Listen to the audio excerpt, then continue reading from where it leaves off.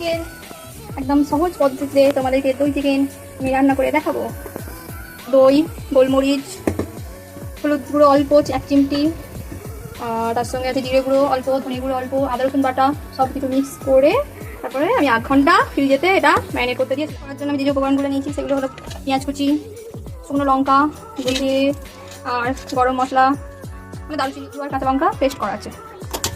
অল্প পরিমাণে তেল ফেললাম। প্রথমে আমি শুকনো জিরে ফোড়ন দিলাম, তারপর দারচিনি, গরম মশলা, লং এগুলো দিলাম, তারপরে অল্প করে একটা শুকনো লঙ্কা, তেজপাতা নিলাম।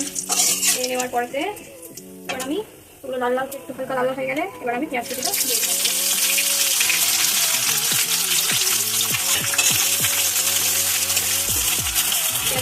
পেঁয়াজটা খুব বেশি লাল হবে না, কারণ বেশি কিন্তু পেঁয়াজগুলো কেমন হালকা বাদামি হয়ে এসেছে, এর বেশি আমরা রেখে থাকবো না।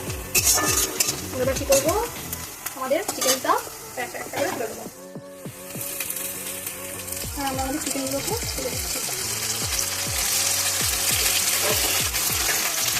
এই যে গ্রেভিটা আছে এটাকে আমরা রেখে দেবো। এবার এটাকে আমরা ছেড়ে দেবো।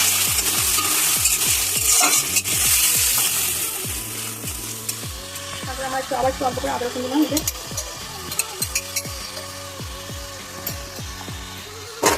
আগে দিয়েছিলাম কিন্তু তারপরে আবার এর সঙ্গে আবার দিলাম।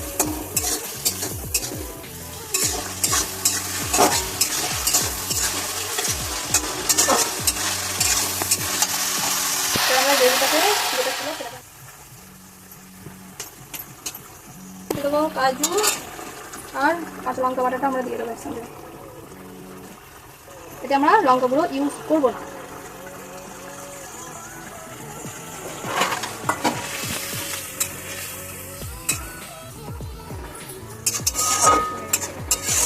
ভালো করে এটা সেটা নিয়ে নিতে হবে যাতে মশলাগুলো চিকেনগুলোর ভিতরে ঢুকে যায়। আমি এটা চাপা দিয়ে রাখতে হবে। এবার এটাকে মাঝে মাঝে করে নিয়ে দিতে হবে।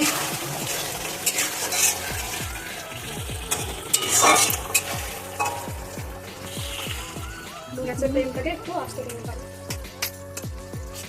এটা আমরা কোনো রকম জল দেবো না।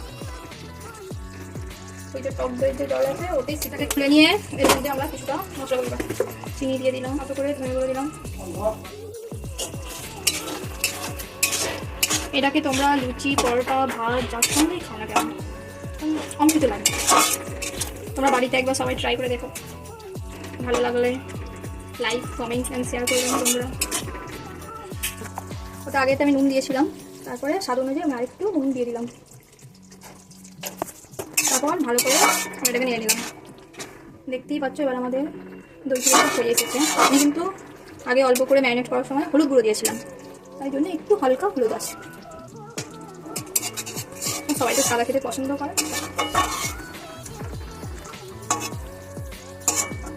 থেকে কি সুন্দর তেল ছেড়ে গেছে, বুঝতেই পারছো তোমরা, দেখতেই পাচ্ছ কি সুন্দর তেল ছেড়ে গেছে।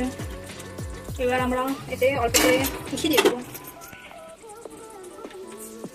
অল্প পরিমাণে আমরা এটা ঘি দিয়ে দিলাম।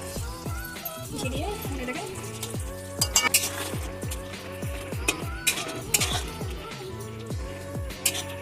কিছুক্ষণ থেকে আমরা এটা রান্না করে নেবো। 5 মিনিট পরে দেখাচ্ছি। 15 মিনিট হয়ে গেছে। দেখো খুব সুন্দর তেল ছেড়ে দিয়েছে, গন্ধটাও বেরিয়েছে খুব সুন্দর। বুঝতেই পারছো কালারটা চেঞ্জ হয়ে গেছে, আমাদের রান্না পুরোপুরি শেষ হয়ে গেছে।